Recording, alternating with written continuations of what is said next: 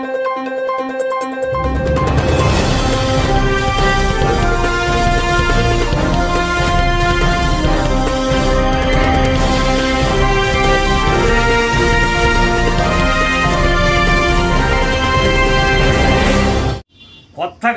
నెల్లూరు జిల్లాలో SPSR channel అనే దాన్ని స్టార్ట్ చేసినారు. ఈ ఛానల్ యాజమాన్యానికి ప్రత్యేక ధన్యవాదాలు చెప్తున్నానండి. ఎందుకంటే ఎస్పీఎస్ఆర్ అంటే శ్రీ పొట్టి శ్రీరాములు గారు, అమరజీవి శ్రీ పొట్టి శ్రీరాములు గారిని మళ్ళీ జనాల్లో నిత్యం ఈ ఛానల్ ద్వారా ప్రజలకు తెలియజేయాలని ఒక ఆలోచనతో ఒక బీసీ వ్యక్తి ఈ ఛానల్ని స్టార్ట్ చేయటం అంటే ఇది ఒక చరిత్ర. ఈరోజు ఉమ్మడి ఆంధ్రప్రదేశ్ అయితేనేమి మన రాష్ట్రంలో అయితేనేమి ఒక 2-3 ఛానళ్ళు నిర్భయంగా ప్రజలకు అర్థమయ్యే విధంగా వాస్తవాలను దమ్మున్న ఛానల్గా ఈరోజు రాష్ట్రంలో కొన్ని ఛానళ్ళు ఉన్నాయి. అదేవిధంగా ఈ ఛానల్ కూడా ఈ పేరుతో ఉన్న ఛానల్ అంచెలంచెలుగా ఎదిగి ప్రజల మనసుల్లో నిలిచిపోవాలని ఆలోచనతో చెప్తున్నానండి.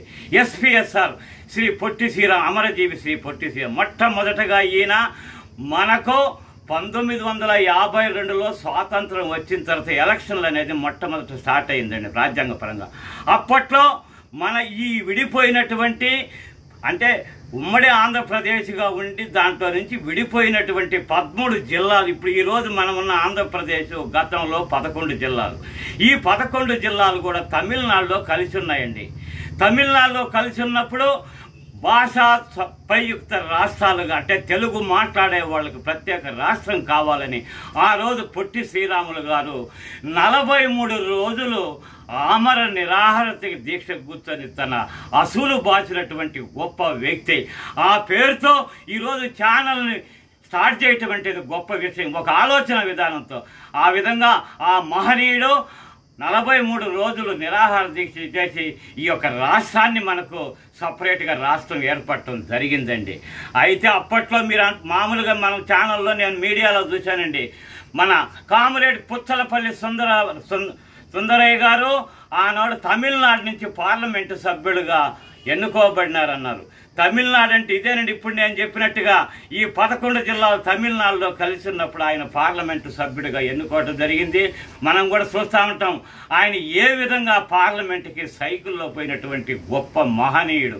అటువంటి మహనీయులు జన్మించినటువంటి ఈ నెల్లూరు జిల్లాలో ఎస్పీఎస్ఆర్ ఛానల్ స్టార్ట్ చేయటం అనేది చాలా గొప్ప విషయంగా మనం అందరం కూడా ఆశీర్వదించాల్సిన అవసరం. రెండోది, అప్పట్లో మన జిల్లాకు కూడా తమిళంలో ఈ నెల్లూరు అనే పేరుని చెప్తున్నానండి. ఎందుకంటే ఈ నెల్లూరు అనేది నెల్లి అంటారండి, తమిళ్లో నెల్లు అంటే వరి ధాన్యం అండి.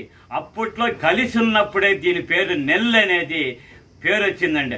అది రాను రాను రాను రాను నెల్లూరుగా తయారైందండి, వచ్చిందండి ఆ పేరు అనేది. అది ఆ నెల్లూరుకున్న ప్రత్యేకత.